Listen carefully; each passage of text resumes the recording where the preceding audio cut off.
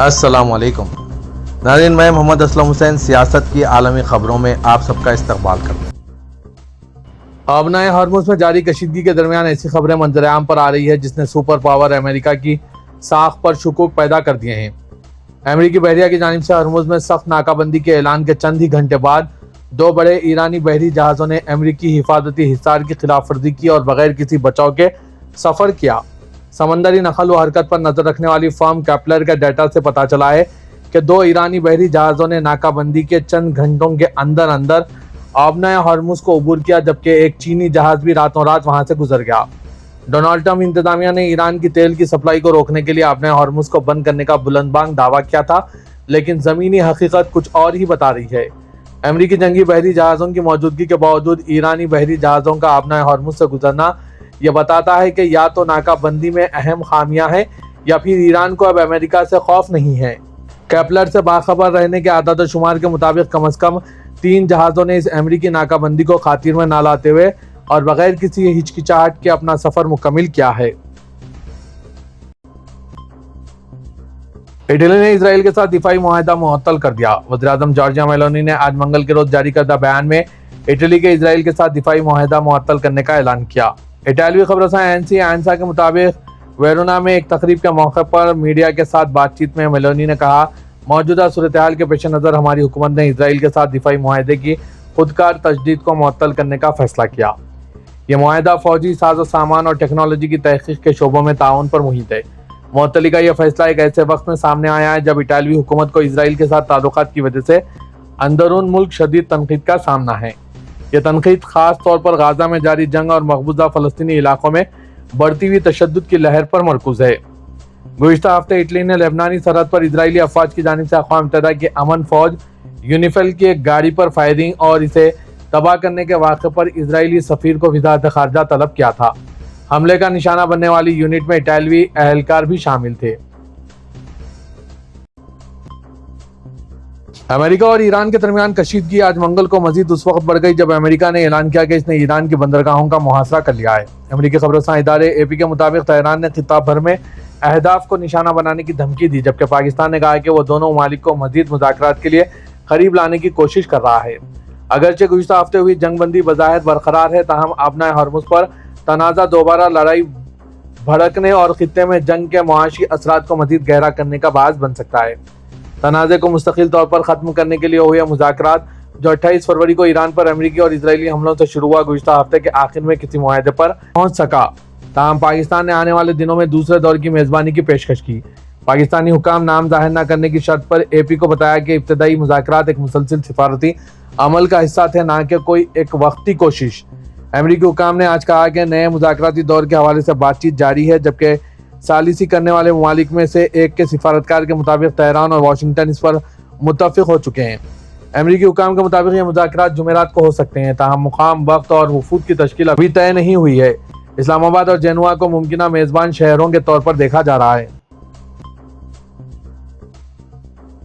मगरबी एशियाई तनाज़े में एक अहम मोड़ ने पूरी दुनिया की धड़कनें बढ़ा दी है।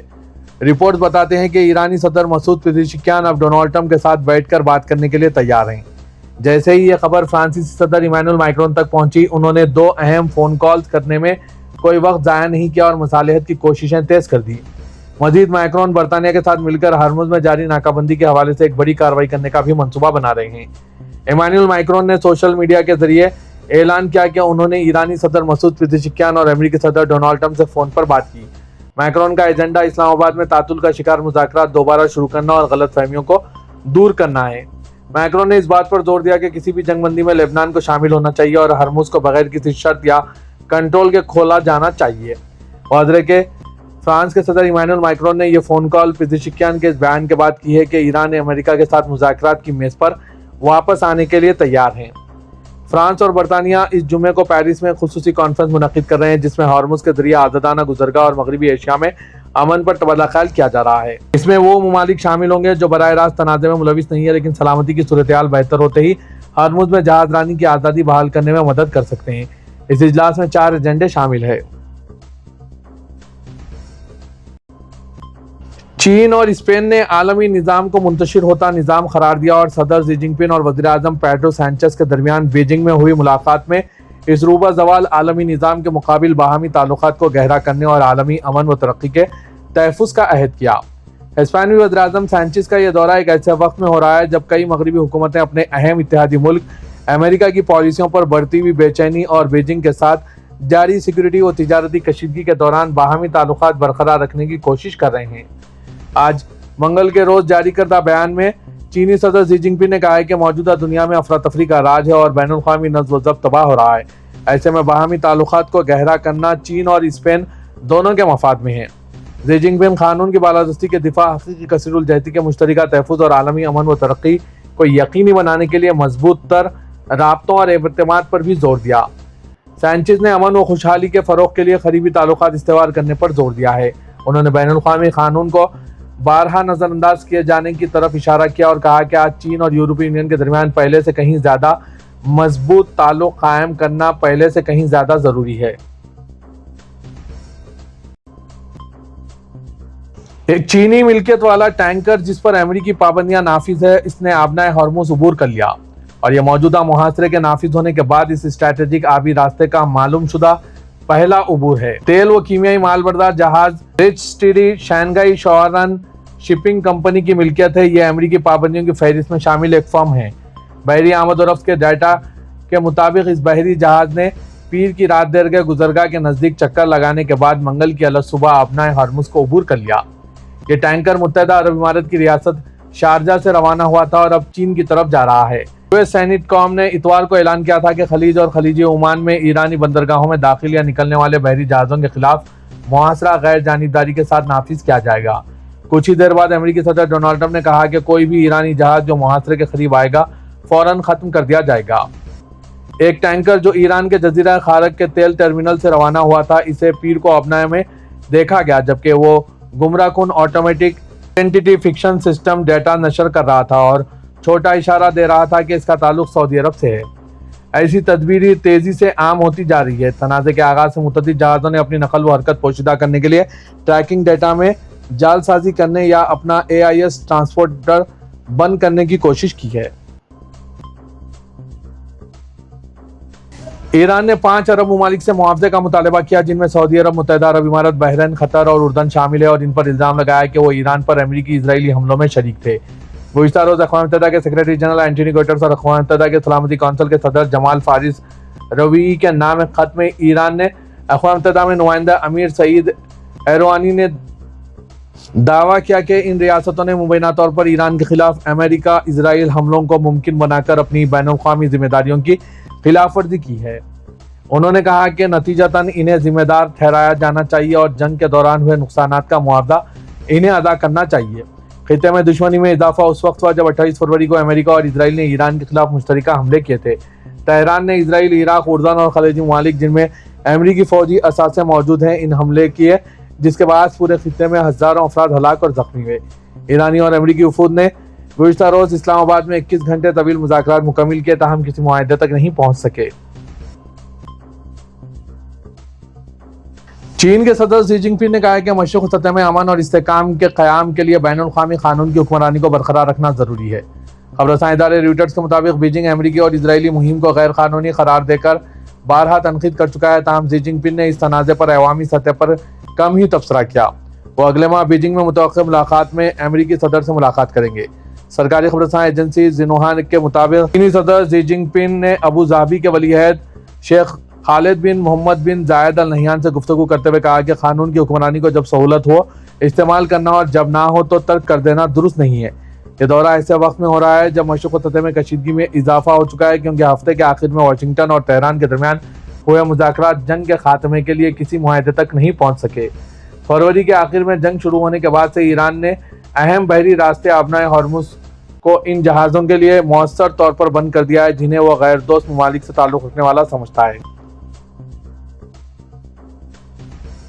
شمالی کوریا کے سرکاری میڈیا نے آج منگل کو کہا ہے کہ ملک کے رہنما کیم جونگ ان نے بحری جہاز سے داغے جانے والے اسٹریٹجک کروز میزائلز اور طیارہ شکن میزائلوں کے نئے تجربات کی نگرانی کی۔ فرانسیسی خبر رساں ادارے AFP کے مطابق کوریا کے سینٹرل نیوز ایجنسی کا کہنا ہے کہ یہ تجربات گزشتہ روز ہوئے اور یہ اسی سلسلے کی کڑی ہے جو حالیہ کچھ عرصے میں کیے گئے۔ KCNA का कहना है कि तजुर्बात के दौरान 2 स्ट्रैटेजिक क्रूज मिसाइलों ने 7,900 सेकेंड या 2 घंटे से ज़्यादा तक परवास की, जबकि जंगी जहाज शकुन मिसाइल ने तकरीबन 2,000 सेकेंड यानी 33 मिनट तक परवास की। कोरियन न्यूज़ एजेंसी का यह भी कहना है कि मिसाइल ने कोरिया के मगरबी समंदर के ऊपर से परवास करते हुए दुरुस्ती के साथ अपने अहदाफ को निशाना बनाया। ये तजुर्बात चोए हायोन नाम के बहरी जहाज से किए गए, जो कि शुमाली कोरिया के अहम समंदरी हथियारों में से एक है और 5,000 टन से जायद वजन रखने वाला दूसरे जंगी साजो सामान से भी लेस है। अमेरिका के नायब सदर JD वेंस ने कहा है कि वाशिंगटन ने ईरान के साथ मुज़ाकरात में जंग के खात्मे के हवाले से अपनी रेड लाइन्स वाज़े कर दी है और अब यह तेहरान पर मुनहसर है कि वो कदम उठा ले। फ्रांसीसी खबरसां इदारे AFP के मुताबिक फॉक्स न्यूज़ को इंटरव्यू में नायब अमेरिकी सदर ने यह भी कहा कि मेरा ख्याल है कि गेंद अब ईरान के कोर्ट में है, क्योंकि हमने बहुत कुछ मेज पर रख दिया है। दरहकीकत हमने वाज़े कर दिया है कि हमारी रेड लाइन्स क्या है। उन्होंने एक सवाल के जवाब में कहा कि खास तौर पर 2 चीज़ें ऐसी हैं जिनके बारे में अमेरिका के सदर का कहना है कि इन पर लचक का कोई मुजाहरा नहीं किया जाएगा। उन्होंने आगे इसकी तफसील बताते हुए कहा कि सदर ट्रंप की जानिब से इसमें 2 निकात शामिल है। पहला ईरान की यूरेनियम पर अमेरिका के कंट्रोल से मुतालिक है और दूसरा एक ऐसा तस्दीकी निज़ाम यकीनी बनाना है कि ईरान मुस्तकबिल में एटमी हथियार ना बना सके। सऊदी अरब अपना हॉर्मुज़ की नाकाबंदी उठाने के लिए अमेरिका पर दबाव डाल रहा है।